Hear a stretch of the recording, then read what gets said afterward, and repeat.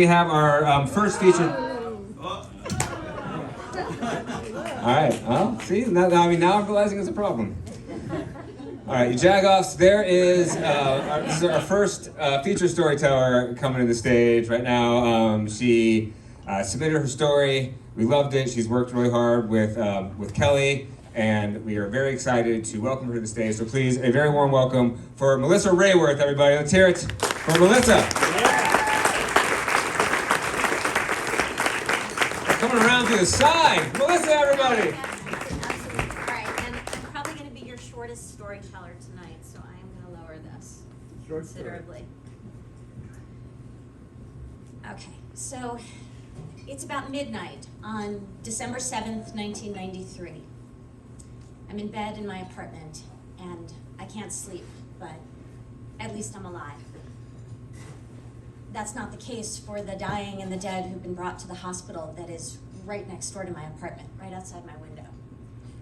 The blinds are closed, but the hospital is so close that the light from the emergency room parking lot is so bright that it comes through and it makes these thin white lines on the ceiling above my head. And I can't stop looking up at that light. I can't stop thinking about the people who've been brought to the hospital, and I can't stop thinking the hospital is that close.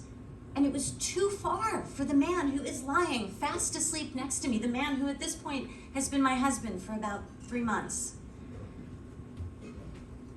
When I think about that night, it almost seems strange that I was lying still, because at this point in my life, I was in perpetual motion, especially at night. I was an actress with a day job in New York City. And the only way I could balance these two jobs was to always be moving. I'd gotten lucky. Early that year, a little theater out on Long Island had hired me, and they were paying me to act every night of the week. Wednesday through Sunday, I was on their stage, and Mondays and Tuesdays, I was out there rehearsing whatever show was coming next. But I had to move fast. So I'd get up in the morning, I would take the train into the city, I'd go to work, I'd run out on my lunch hour, try to get to an audition, I'd come back, I'd work all afternoon. And then every night at 5 o'clock, I would leave my desk, I would run downstairs through the concourse under Rockefeller Center, I would dodge the tourists, I would get to the subway as fast as I could, I'd take it 2 stops downtown to 34th Street, I would run a full city block, go down the escalator into Penn Station, and I had to catch the 5:33 train. If I didn't make the 5:33, I was never gonna make it out to that little theater way out on Long Island before the curtain went up. And I couldn't just take that train. I had to sit in the right car, because once I got to my station, I was gonna have to run 3 blocks to my parents' house, borrow their car, get on the highway, and get way out to that theater. So I figured out that there was one car on the train that always stopped right at the spot on the platform where the stairs led down to the street. That way, I would never get stuck in the slow-moving crowd of commuters who were making their way along the platform, and I wouldn't lose precious minutes. Because if I did, if I was late and there was traffic, I literally would skid in the back door of the theater just before the curtain went up. Half the time I was still zipping my dress when I went out on stage. But it worked. Just about every night it worked. And once in a while through that year, probably 3 days that year, I got a night off. Once in a while there was a Tuesday that I didn't have a rehearsal, and December 7th, 1993 was one of those nights. I didn't have to run for the 5:33, so I didn't.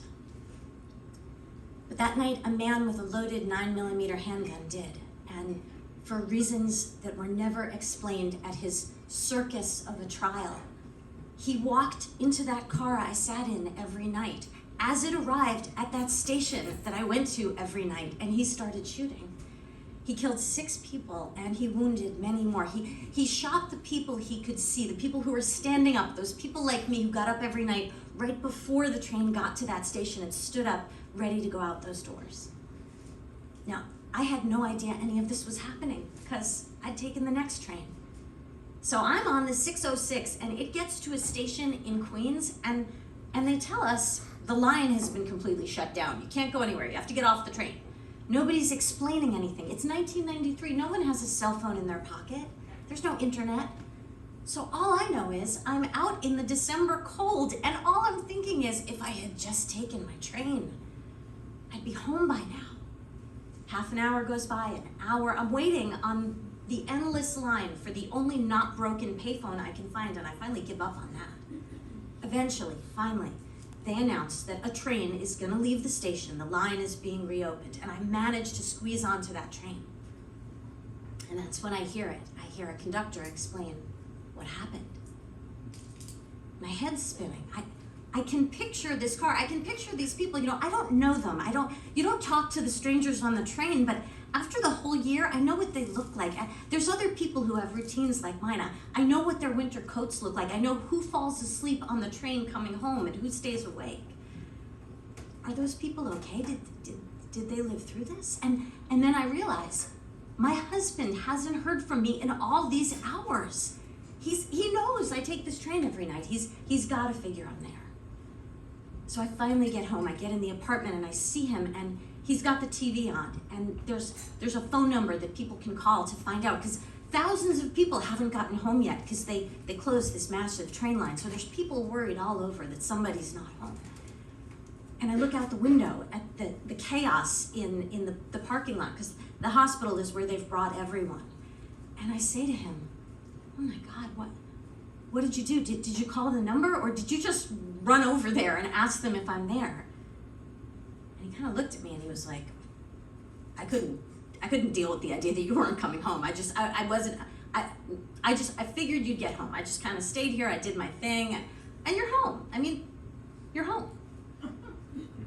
He goes into the kitchen, he putters around a little bit, and then he came back out, he changed the channel, he put on ESPN, and I end up in bed that night thinking about all those people and about how you think that your significant other, you think your partner is that one person who is going to be there no matter what. They are the person that even when it's hard, they are going to show up. They're the person who's going to run at breakneck speed across a parking lot to make sure that you are not all alone dying of a gunshot wound when all evidence points to the fact that you are.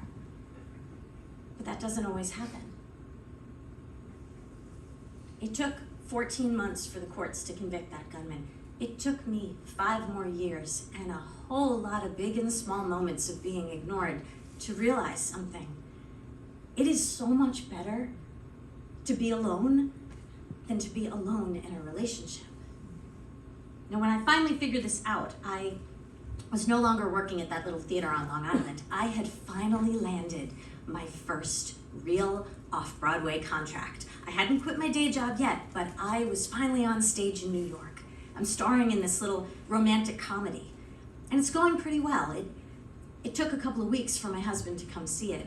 When he didn't come to the first few shows, I asked him, I said, why haven't you seen the show yet? And he said, I don't need to see it. I know you're good. But eventually he came to see it, and so did a lot of other people, but it wasn't quite enough. The producers had put this thing up on a shoestring budget, and after about 6 weeks, their dream that some investor was going to show up and love the show and move us to a big theater and we'd run for a year or two and we'd all quit our day jobs, that hadn't happened. So now it's the final Sunday matinee, and the producers are using the last few bucks they've got left. They are throwing us a big party in one of the cute little Italian restaurants in the theater district right in the middle of Manhattan. We're going to get all dressed up. We're going to celebrate. And it's that Sunday, and it's almost time for me to go. I got to get the train. And my husband's there. He's wearing these really old beaten up khakis and this really old sweater that my mother had bought him for Christmas the first year we were dating many years ago. And he's on the couch, he's watching TV, and I felt a little silly, but I'm all dressed up, and I finally said to him, I gotta get the train. I gotta go. Are you gonna come to the party for my show? And he kind of looked around and he looked at me, and then he said, I mean, I guess I could. Do I have to get changed? The words were coming out of my mouth before I knew what I was saying. I said, no. You know what? You don't have to get changed. You don't have to get up. You don't have to move. You can stay here. I can go all by myself. I can do this. I can go by myself. I got this. Thank you.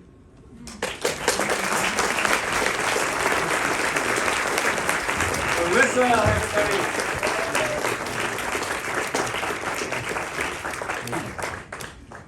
I'm glad it ended that way. I was a little worried that you were still gonna be with that No, a different husband. different ladies and husband. gentlemen. So I think it's